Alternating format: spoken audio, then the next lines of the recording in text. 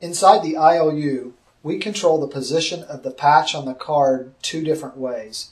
The first way we control the position of the patch is across the short side of the card, and to ensure that the patch doesn't hang off of the edge of the card, we use shim spacers which are included with each ILU that's purchased.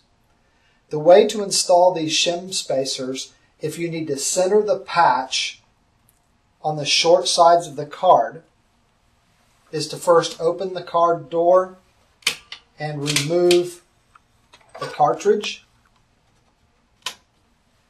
Place the cartridge on a solid surface where you can work with it.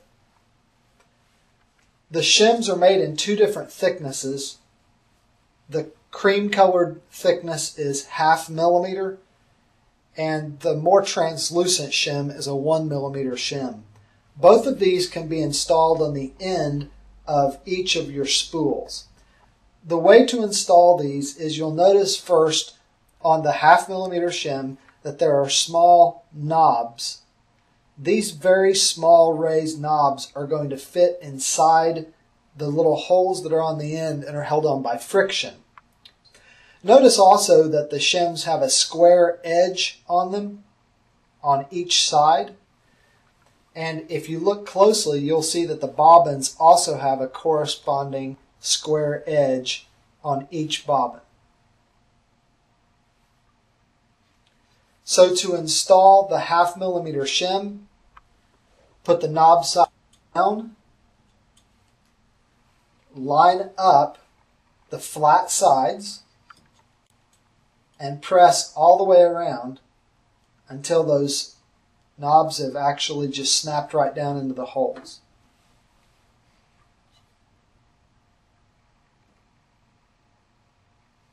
To install a 1 millimeter shim, notice that the 1 millimeter shim is different in that there are small hooks on the 1 millimeter shim. These hooks are in place so that you can use the 1 millimeter shim either on the spools themselves or internally on the back of the bobbins inside the ILU. We're going to mount them temporarily for our purposes here on the spools themselves. So these slotted brackets will actually go inside the holes on the outside of the spool. So to install, again, try to line up as best you can your square edges. And if you just drop those right down in the holes, then press as you go around, and again, the knobs that are on the back side of this will snap into the outside of your spool.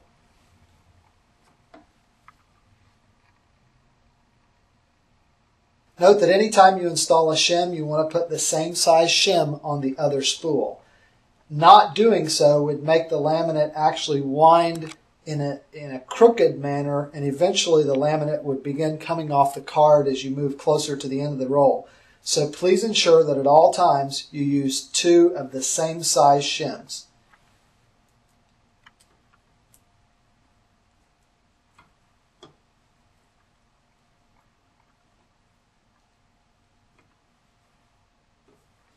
Once the shims are in place, then we're ready to reinstall the laminate inside the laminator.